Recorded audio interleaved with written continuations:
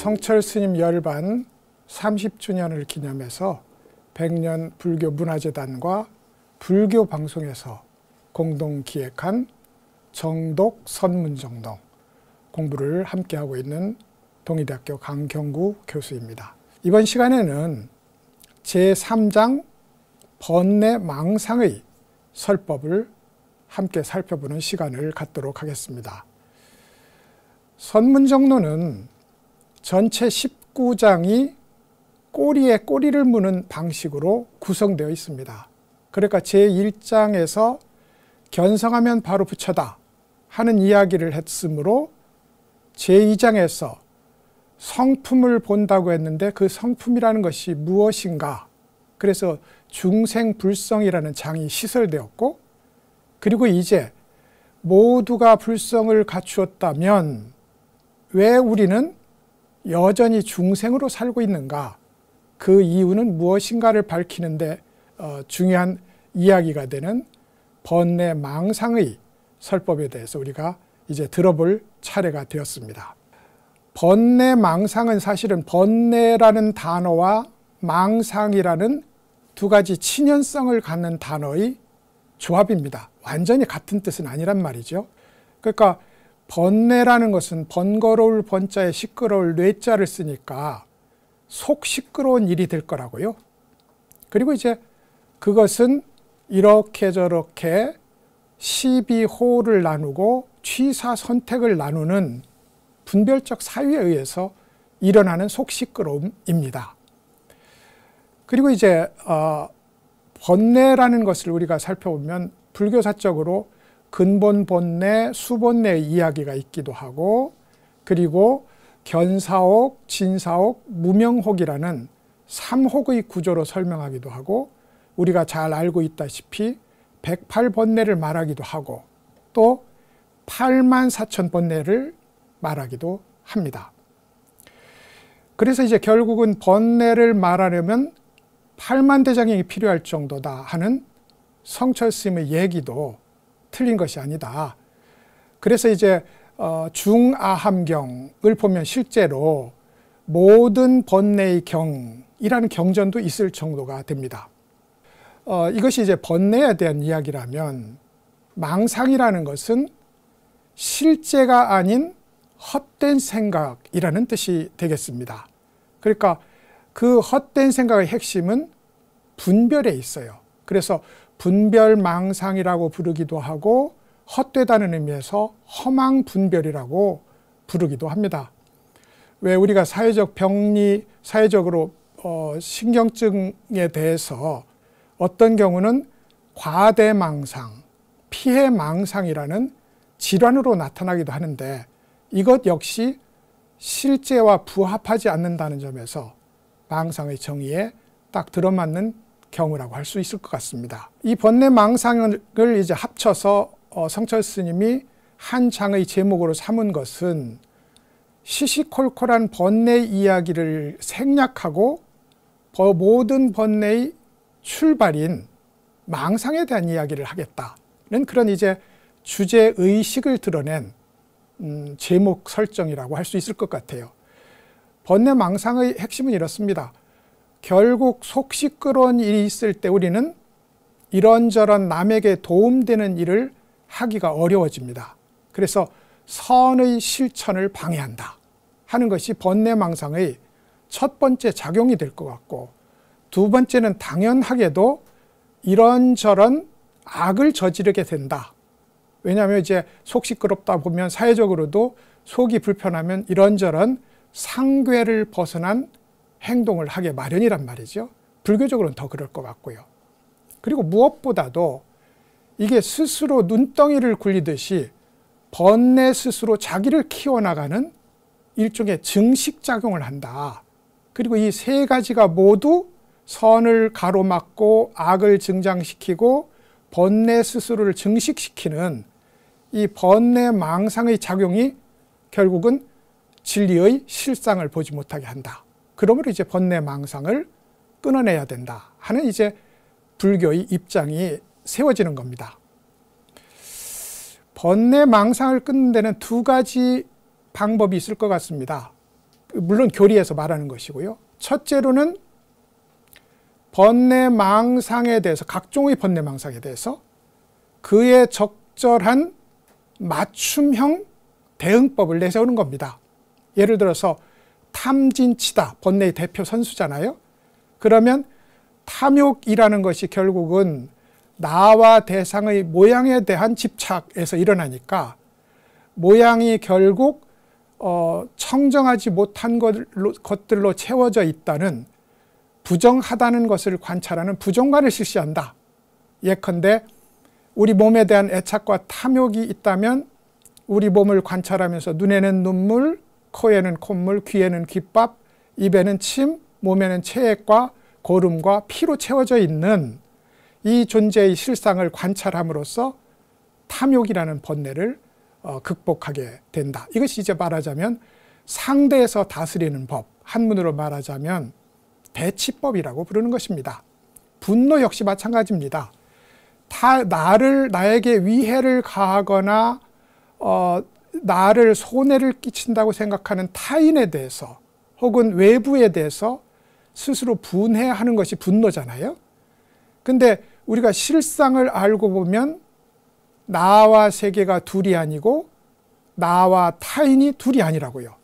그러면 내가 내 오른손을 걱정하듯이, 내가 내 왼발을 아끼듯이 모든 세상의 중생들을 내 몸처럼 사랑하는 마음을 일으키는 자비관을 실천한다면 이 분노라는 번뇌를 해소할 수 있다.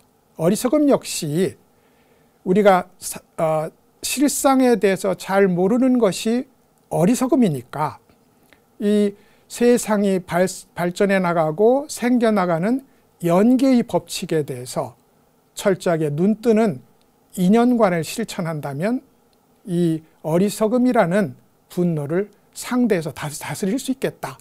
이게 이제 상대에서 다스리는 방법이에요. 108가지 번뇌가 있으면 108가지 방법이 최대치로는 있어야 된다는 얘기가 나오게 됩니다. 꼭 그렇지는 않지만요. 그래서 이제 대승불교에 넘어오면 아주 극히 단순한 한 가지 혹은 두 가지 방법으로 모든 번뇌를 상대하는 방법을 씁니다. 이것은 이제 그래서 저는 이름 붙이기를 무시하기, 상대하지 않는 방법이라고 부르고자 합니다. 그러니까 우리의 번뇌망상이라는 것이 결국은 시비선악을 분별하는 한 점에서 시작된다. 그러면 시비선악을 분별하지 못하도록 하는 방법을 쓰면 되겠다. 그게 무심으로 우리를 끌고 가서 무심에조차 머물지 못하게 하는 화두참구의 길이 될 것이고 염불이 될 것이고 다란히 송주가 될 거라고요. 그러니까 이제 그런 의미에서 대승불교에서는 대체적으로 한 가지 혹은 두 가지 정도의 간단한 방법을 처음과 중간과 끝에 걸쳐서 일관되게 실천하는 방법을 제안하게 됩니다. 그런 의미에서 쉬운 거죠. 번뇌망상의 장에 들어가면서 번뇌망상에 대한 약간의 말씀을 드려봤고요. 성철 스님의 이 번뇌망상의 장을 가만히 살펴보면 모든 장이 그렇지만 기승전결의 구조를 갖고 있어요. 그리고 이제 성철 스님의 이런저런 필요한 경전들에서 가장 적절한 구절을 골라내서 기승전결을 논의를 끌어가는 시작으로 삼습니다. 이 번뇌망상 역시 기는 당연히 번뇌망상은 왜 일어나는가 하는 것이 될 게고, 승은 번뇌망상이 그 중에서도 삼세육추라고 부르는, 나중에 설명드리겠습니다만 깊은 심리적 미세한 심리작용과 우리가 인지할 수 있는 뚜렷한 심리작용을 3가지, 6가지의 항목으로 나누어 놨는데 이걸 삼세육추라고 부릅니다. 근데 이 삼세육추라는 분별적 심리작용이 번뇌의 뿌리라는 점, 이게 승이 되겠고요. 그러면 전이라는 것은 이 삼세육추라고 불리는 번뇌의 출발점 중에서도 속에 숨어있는 3가지 미세한 작용, 삼세라고 불리는 3가지 미세하다 이 말이죠. 세 가지 미세한 3세의 작용이 뿌리 중에 뿌리라는 점, 그리고 마지막으로 당연히 결론은 이것을 어떻게 소멸시킬 것인가 하는 점을 가지고 번뇌 망상의 설법이 구성되어 있다. 이렇게 이제 말씀을 드릴 수 있을 것 같습니다. 우선 이야기를 시작하려니 성철 스님이 그렇게 전개를 하고 있으므로 인용문 하나를 한번 읽어보고 성철 스님이 전달하고자 하는 메시지가 무엇인지를 얘기해보는 시간을 갖도록 하겠습니다. 119쪽에 있는 현수 법장 스님의 대승기신론 해설입니다. 그러니까 대승기신론의 의기를 쓰고 거기에다 다시 추가해서 쓴 것을 가리켜서 대승기신론 의기 별기라고 부르는 문장인데 성철 스님이 그 중에 한 문장을 가져왔어요. 내용은 이렇습니다. 근본 무명이 저 진여를 뒤흔들어서 삼세를 형성한다. 이것을 아뢰하라 한다. 또 대상 경계의 인연이 마음의 바다를 움직여 육추를 일으킨다. 이것을 의식이라고 한다. 이랬어요. 그러니까 이제 무명이라는 것이 참 우리는 진여만 갖추었다면 얼마나 좋겠어요. 그 자체로 이미 부처인데, 그런데 그렇게 최고의 행복의 씨앗을 배태하고 있음에도 불구하고 거기에 그와 거의 비슷한 시기에 시작을 알 수 없는 시점에 하나의 점이 따라붙었어요. 그게 이제 무명이라는 일종의 이제 번뇌의 씨앗이 되겠습니다. 이것이 한 몸에 앞과 뒤를 형성하듯이 이렇게 한 몸으로 결합되어 있는 상황. 이것이 이제 진여와 번뇌의 관계라고 할 수 있을 것 같습니다. 이 교리에 대해서 뭐 그렇게 학자가 아니라면 자세하게 알 수는 없을 것 같고 그렇게 하지 않아도 될 것 같은데, 알기 쉽게 비유하자면 진여는 영명한 군주에 비유할 수 있을 것 같고, 이 무명은 영명한 군주의 곁에서 그 눈을 가리는 최측근의 간신을 가리킨다. 비유할 수도 있을 것 같아요. 그러니까 이제 영명한 군주가 있으면 천하태평은 약속된 것인데 그 사이에 최측근의 간신이 붙어서 영명한 군주의 눈을 가리고 있다. 이것이 이제 진여와 번뇌의 상관관계가 되겠습니다. 이것이 이제 마음의 바다를 뒤흔들어서 세 가지의 미세한 작용을 일으킨다는 거죠. 우리는 인지하지 못합니다. 그래서 미세하다고 했어요. 이 세 가지는 이런 겁니다. 그러니까 최측근인 무명이 한번 마음을 움직이면 거기에서 마치 씨앗에 싹이 트듯이 줄기가 쑥 일어납니다. 그걸 가리켜서 무명업상이라고 부르고, 그와 동시에 두 개의 떡잎이 일어난다는 거예요. 그게 한쪽은 보는 측면, 아직 나라는 개념 없어요. 한쪽은 보는 측면, 한쪽은 보이는 대상의 측면으로 성립을 하게 돼요. 이렇게 세 점이 생깁니다. 그리고 이제 이것이 말하자면 땅 속에서 모양을 갖춘 싹이라고 할 수 있을 것 같고, 이것이 땅 밖으로 나오는 순간 6가지의 가지로 발전을 하게 됩니다. 그것이 이제 우리 육식 차원에서 일어난 다양한 분별작용인데, 대체적으로 설명을 드리자면 이렇습니다. 이것이 앞에서 세 가지를 삼세라고 불렀고 뒤의 6가지를 육추라고 부른다고요. 추라는 건 뚜렷하다는 뜻입니다. 먼저 12분별을 나누는 이 지상이라고 불리는 의식작용이 있고요.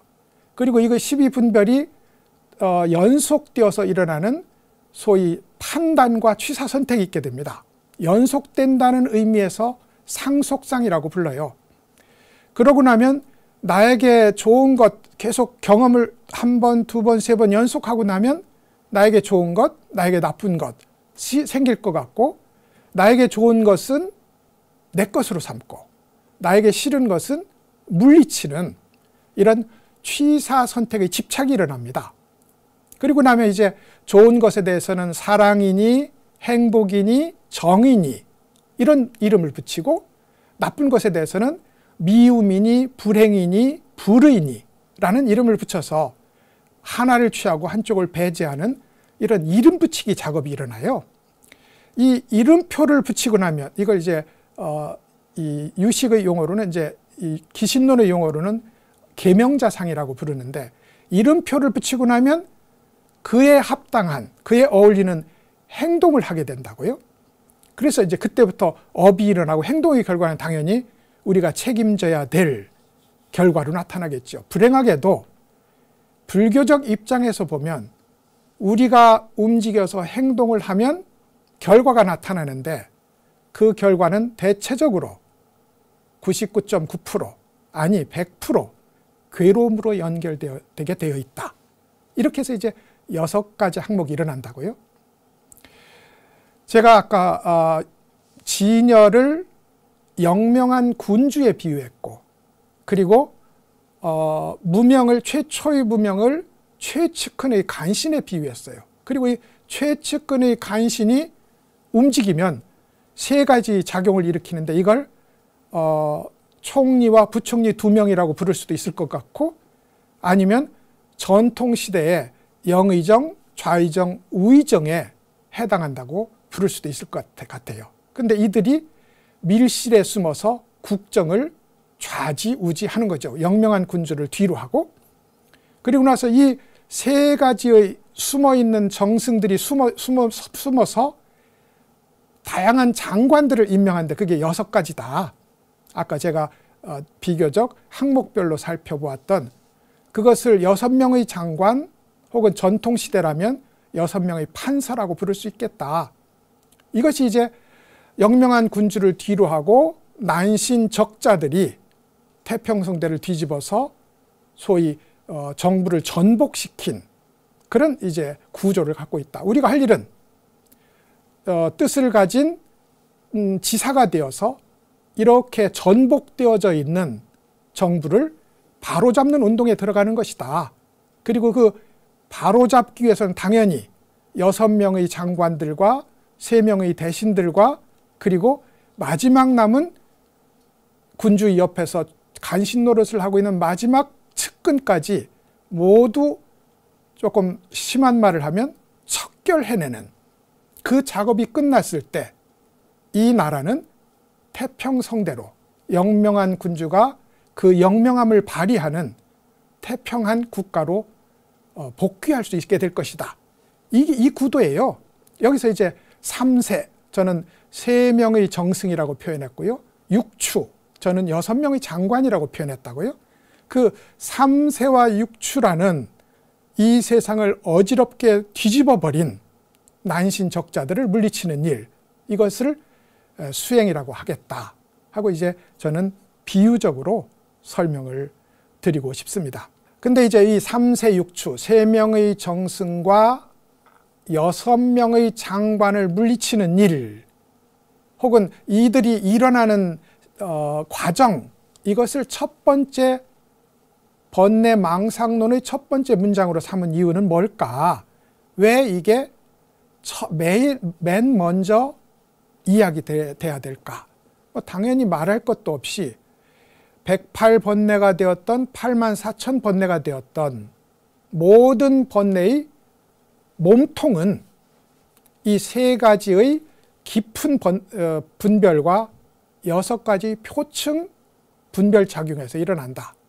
그 중에서도 6장관보다는 3명의 정승이 더 중요하니까 3명의 정승으로 제가 비유한 3가지의 미세한 소위 동인, 움직이는 원인이 되는 그것이 근원 중의 근원이다. 이것을 제거하지 않으면 이 어지러워진 나라는 여전히 새로운 장관을 임명해서 새롭게 전복된 정부가 되어서 태평성세를 살 수 없을 것이다. 이 얘기죠.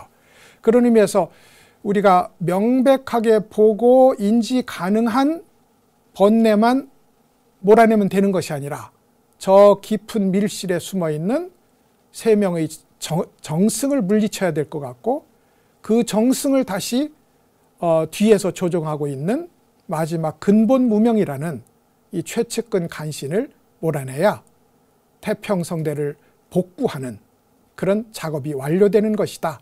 이 한 점을 보여주기 위해서 성철 스님은 84,000번뇌를 얘기하는 대신에 3세 6추라고 불리는 최초의 정신작용을 극복의 대상으로 제시를 한 것이라고 이해하시면 되겠습니다. 그러니까 실제로 6가지의 뚜렷한 인식작용이라고 불리는 6추라는 것을 제거하면 남들이 보기에는 성불입니다. 왜냐하면 어떤 인간적 약점도 노정하지 않고 그리고 어떤 풍파에도 흔들리지 않아요. 왜냐하면 표면적으로 시비 분별하는 마음이 다 떨어져 나갔다고요. 그런 의미에서 충분히 불교의 목적지에 도달했다고 할 수 있을 것 같고 또 많은 사람들이 그 자리에 이르러서 머물러 버린 케이스가 많다. 근데 성철 스님이 스스로 체험한 바나 아니면 대승기신론 등의 이 논조에 의하면 교리에 의하면 그곳은 통과해야 될 지점이지 도달한 목적지가 아니다 하는 점을 분명히 하기 위해서 이 3세 6추의 얘기를 하게 됩니다. 제가 이제 비유를 난신적자들이 점령하고 있는 조정을 바로잡는 일이라고 했는데 그것을 바로잡는 핵심은 이들의 속에 숨어있는 내용이 시비 분별이므로 그것을 바로잡는 운동은 시비 분별을 멈추는 일로 실천이 됩니다.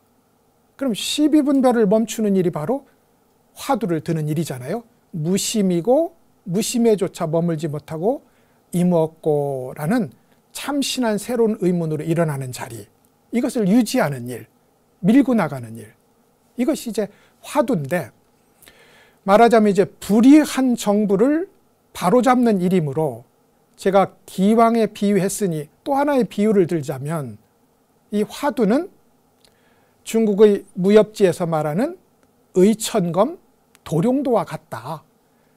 보통은 나무를 자를 때는 나무를 자르는 톱을 쓰고 무쇠를 자를 때는 무쇠를 자르는 톱을 쓰겠지만 여기에서 이야기하는 이 명검인 의천검과 도룡도는 나무가 되었던 돌이 되었던 무쇠가 되었던 만난 대로 모두 잘라내는 그런 만능의 검이다. 그런 점에서 화두는 어떤 번뇌를 만나서도 그 번뇌가 어떤 성격을 하고 어떤 기술을 구사하든지 간에 그 번뇌를 동일한 방식으로 물리칠 수 있는 의천검이고 도룡도다. 이렇게 이제 비유를 해도 적절할 것 같습니다. 그러니까 우리가 수행을 한다, 참선을 한다 하는 것은 바로 이런 거죠. 분별로 인해서 일어난 이 장애물들을 화두라는 명검을 들고 물리쳐 나가는 일, 그리고 마지막의 한 점까지 뽑아내는 일, 이것이 바로 공부한다는 일이다. 요 정도의 약도는 들고 참선 수행에 들어가야 되겠다 하는 것이 성철 스님이 맨 처음 번뇌 망상의 벽두에 3세 6추의 논의를 제시한 것이 그런 이유였다고 생각을 합니다. 성철 스님 번뇌 망상론에는 성철 스님만의 특징이 있습니다. 그 하나는 84,000번뇌를 3세 6추라는 이 세 가지 은밀한 분별, 6가지 뚜렷한 분별에 모아들이고 다시 그것을 3세에 모아들여서 궁극적으로 마지막 우리가 알 수 없는 자리까지 공략을 끝내야 이 공부가 끝난다는 점, 이 점을 강조하기 위해서 3세로 모아드리게 됩니다. 사실 이것은 성철 스님으로서는 아마 굉장히 중요했던 문제였다고 생각을 합니다. 왜냐하면 우리가 6추라고 불렸던 첫 출발, 그러니까 이제 발생론적으로 보면 첫 출발이죠. 그게 시비 분별을 하는 것입니다. 호오를 분별하는 거예요. 근데 그 분별을 내려놓죠. 이건 이제 소위 돌이켜서 소멸하는 길로 보자면 의식, 분별적 의식의 마지막 단계가 될 거라고요. 출발로 보자면 이게 시작이고 돌아가 소멸하는 길로 보자면 이것이 마지막인데, 이것을 소멸하고 나면 시비분별이 사라진 고요한 바다를 만나게 된다. 그 고요한 바다는 아리아식이라고 불리는 깊은 심층 무의식의 자리이고, 그 자리에 가면 당연히 좋고 싫음이 일어나지 않으므로 번뇌가 일어나지 않는 것처럼 보인다.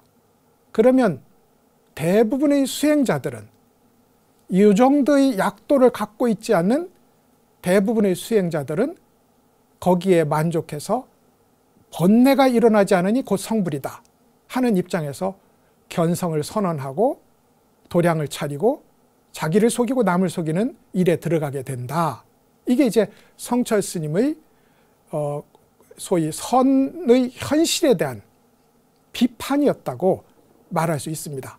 그런데 이제 3세 6추로 모아들여서 3세를 아리아식까지 넘어서야 된다는 이 논의에 따라서 비록 분별이 일어나지 않아도 아직 멀었다 하는 성철 스님의 얘기가 성립하게 되는 겁니다. 이게 첫 번째 특징이고요.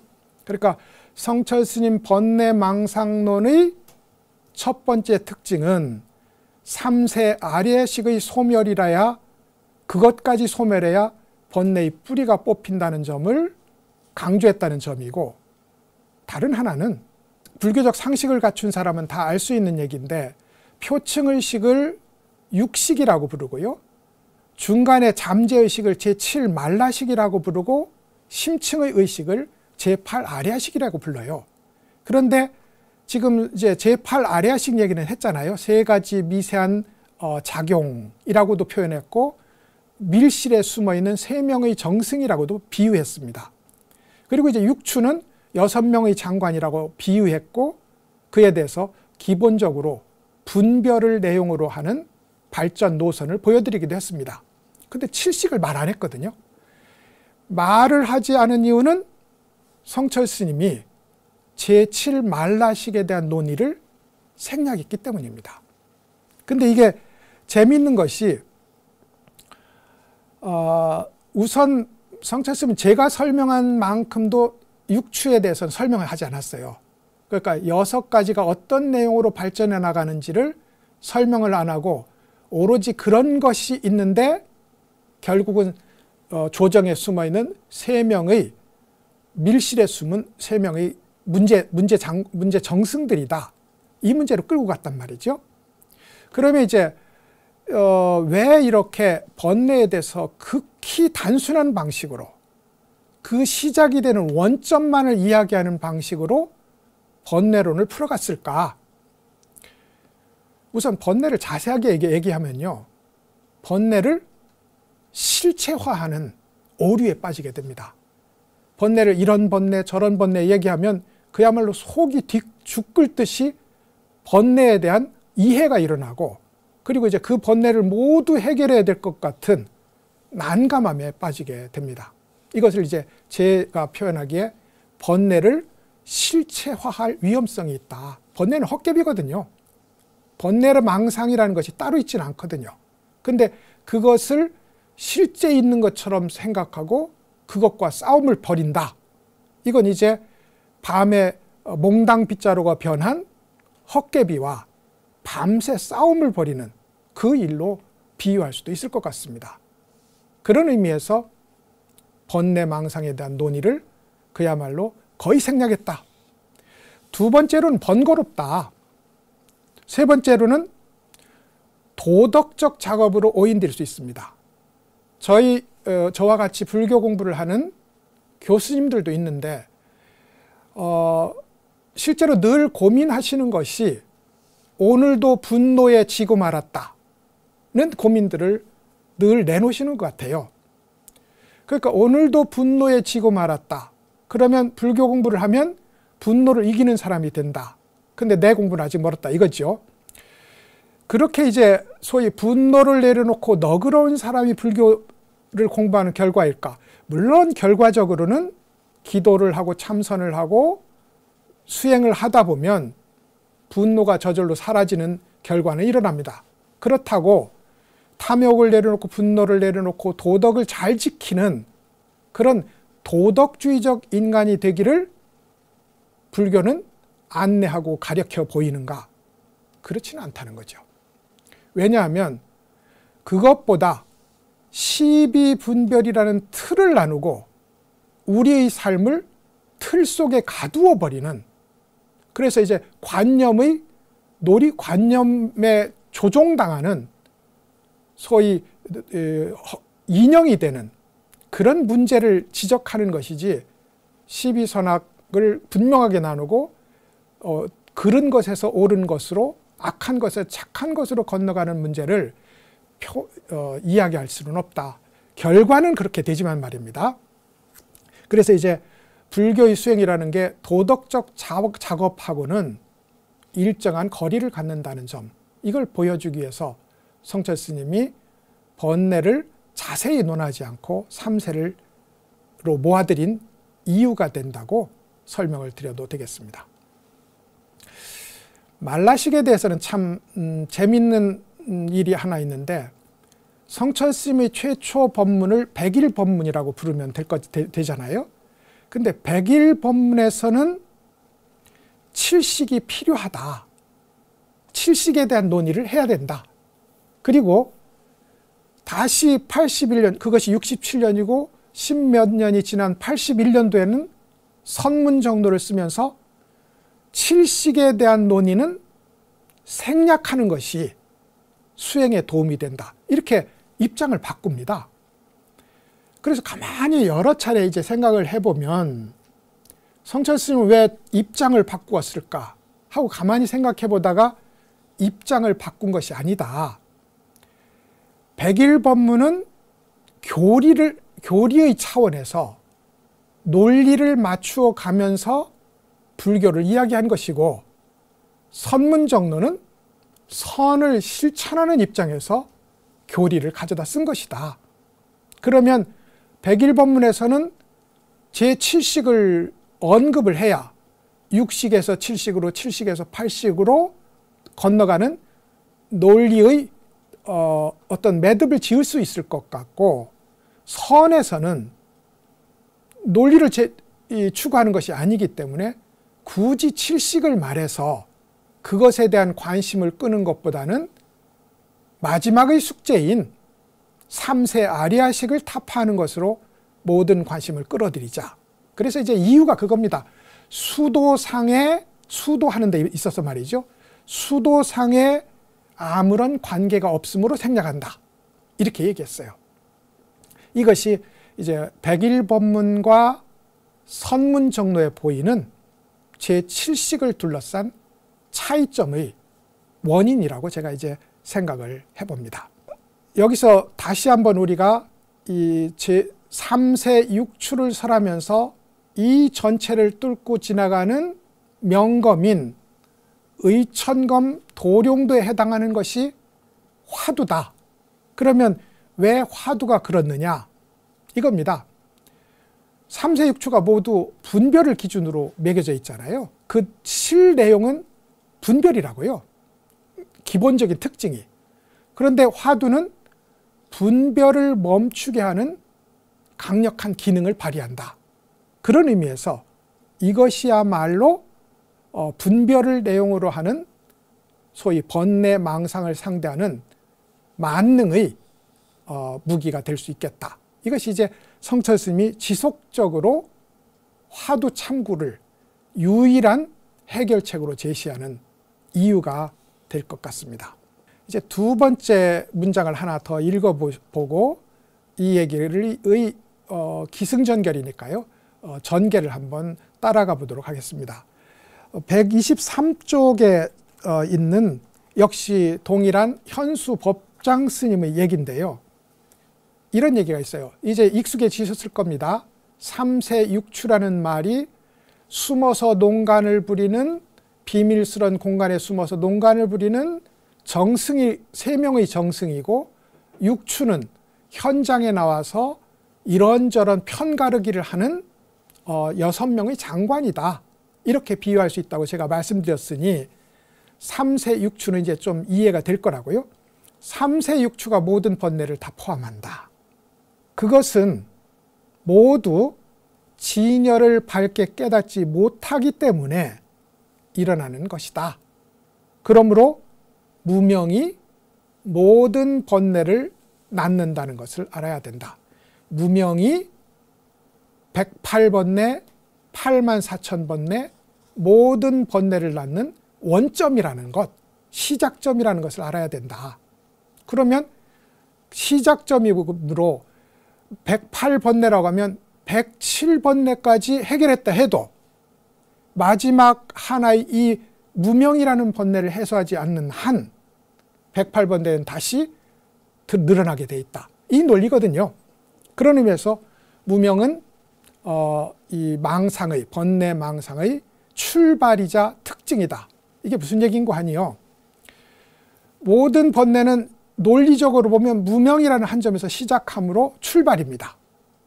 근데 다른 한편으로는 우리가 어떤 번뇌 망상을 부려도 그 DNA는, 그 본질은 무명입니다. 그러니까 우리는 지금도 번뇌 망상을 상대하는 화두를 들고 있다. 번뇌 망상은 상대하지 않기로 했잖아요.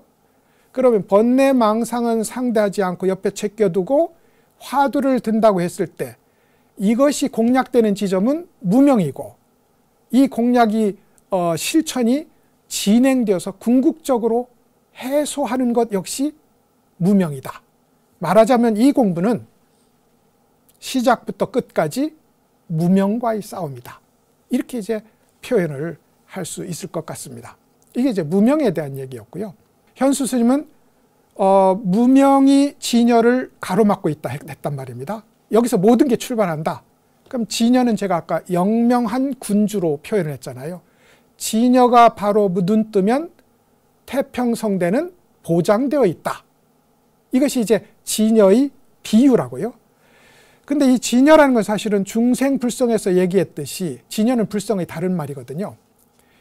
우리의 이 존재, 우리의 삶에 있어서 모든 현상은 DNA가 진여입니다. 재밌는 거잖아요. 이 세상의 DNA는 진여고 이걸 가리고 있는 구름의 DNA는 무명이라고요. 이래서 이제 문제의 초점이 명확해지는 겁니다. 그래서 이제 소위 아주 영명한 군주가 졸음에서 깨어나 밝게 눈을 뜨고 직접 이 국가를 통치하게 되면, 그게 우리 존재지요. 직접 이 국가를 통치하게 되면 그야말로 안에 모든 현상의 본원이고 본래 깨달음인 이것이 완전하게 돌아가고, 마찬가지로 이 세상의 만사 만물이 큰 광명 속에 진리로 빛나게 되고, 그리고 불행에 빠진 중생 대중들이 교화를 받아서 함께 깨달음의 바다로 들어가는 그 일이 진여가 전면화되는, 비유하자면 영명한 군주가 완전히 눈을 뜨는 그 일이 된다고 설명을 드릴 수 있을 것 같습니다. 이를 통해서 이제 성철 스님은 삼세라고 불리는 은밀한 곳에 숨어있는 세 명의 정승들, 이 세 명의 정승들을 해소하지 않고는 이 공부는 중간에 멈추면 다시 원래의 먹구름을 낀 상태로 돌아갈 수밖에 없다. 어차피 정승들을, 장관들을 물리쳤다 해도 새로 임명하면 되는 것이니까. 그래서 이제 마지막의 시작점을 공략할 필요가 있다. 이런 얘기가 사실 선종에 없는 게 아니에요. 옛날 설암 조흠 스님이라는 스님이 스스로 공부를 하는데 한 생각도 일어나지 않고 과거, 현재, 미래의 시간적 분별도 사라지는 그야말로 무심의 자리에 도달을 합니다. 자기는 당연히 번뇌가 일어나지 않으니 이것이 도달점인가 보다, 이것이 견성인가 보다 하고 그 자리에 머물게 됩니다. 근데 이제 양심적으로 이런 정도의 성철 스님이 제시한 이런 정도의 약도를 가지고 있는 거죠. 실제로 공부가 됐다면 꿈속에서도, 꿈 없는 잠 속에서도 분별이 일어나지 않아야, 그래야 진정으로 불성을 본 것일 텐데, 잠에 들어가 보면 아직도 나, 너가 나눠지고 옳고 그름이 나눠지고 좋고 나쁨이 나눠진다. 그래서 이제 설암 스님이 새로 공부를 지어가게 됩니다. 그런 공부를 한 끝에 도달한 자리가 꿈 없는 잠 속에 항상 그러한 것을 발견하게 되는. 그래서 이 스님이 이걸 공식화해요. 거의 성철 스님과 비슷한 방식으로 공식화합니다. 그리고 자기 제자인 고봉 원묘 스님에게 이렇게 물어요. 공부가 됐느냐? 공부 열심히 합니다. 일상생활 속에서도 주인공이 또렷하게 있느냐? 화두가 있느냐? 이 말이죠. 있습니다. 꿈을 꿀 때도 그런가? 그때도 밝습니다. 그러면 꿈조차 없는 자리는 어떤가? 그 자리는 제가 모르겠습니다. 하고 공부를 새로 지었다는 거예요. 그러니까 성철 스님의 동정이려, 몽중이려, 그리고 숙면이려라고 부르는 것이 성철 스님의 창조물은 아니다. 당연히 선종에서 이런저런 방식으로 깨달음의 깊이를 심화시켜서 그것을 완성해 가는 중에 제시된 경계이기도 했다 하는 얘기를 여기서 말씀을 드릴 수 있을 것 같습니다. 이것이 이제 무명이고, 무명의 내용은 분별이고, 분별을 멈추는 일이므로 공부를 하려면, 사실 사회 공부도 그렇습니다만, 정신적 살림을 단출하게 꾸리는 것이 가장 공부에 도움이 될 거라고요. 할 일이 없어서 공부하는 수준이 되면 좋단 말이죠. 그래서 공부로 유명했던 아나율타라는, 이분이 눈이 멀었거든요. 부처님 당시에 자꾸 잠을 자는 거예요. 그러니까 잠을 잤다는 건 열심히 이런저런 분별을 해서 정신이 피곤해졌다는 그런 뜻이 되겠죠. 자꾸 잠을 자니까 부처님이 너는 조개나 소라와 같다. 조개나 소라는 한 번 잠을 자면, 그게 인도 전설이었던 것 같아요. 1000년을 자느라고 부처가 이 세상에 나왔다 가는지 그것도 모르는 최고로 불행한 존재다. 그 말을 듣고 아나율이 7일간 1초도 잠을 자지 않고 공부를 합니다. 그 바람에 눈이 멀었어요. 근데 그 눈이 멀면서 세상의 모든 실상을 손바닥처럼 보는 천안통이 열렸다. 그래서 아나율을 천안제일이라고 부르거든요. 근데 이분이 공부를 할 때 이랬다는 겁니다. 3명이 모여서 공부를 하는데, 공부를 하면서 걸식을 하러 나갈 때는 말없이 3명이 걸식을 하러 나가서 밥을 먹고는 각자의 수행처에 돌아와서 공부를 하다가, 물을 길어야 될 때는 손짓으로 서로 협동해서 물을 깃고 3일 혹은 5일에 모여서 한 번씩 공부 점검할 때도 1마디, 2마디 혹은 무건으로 관철했다는 것입니다. 이렇게 단출한 살림살이가 이제 분별을 내려놓는 일이고, 그 단출함의 극치가 화두를 드는 일이었다 하는 것이 이 번뇌망상의 설법을 전개하면서 성철 스님이 보여주고자 했던 기본 메시지였다, 이렇게 말씀을 드리겠습니다.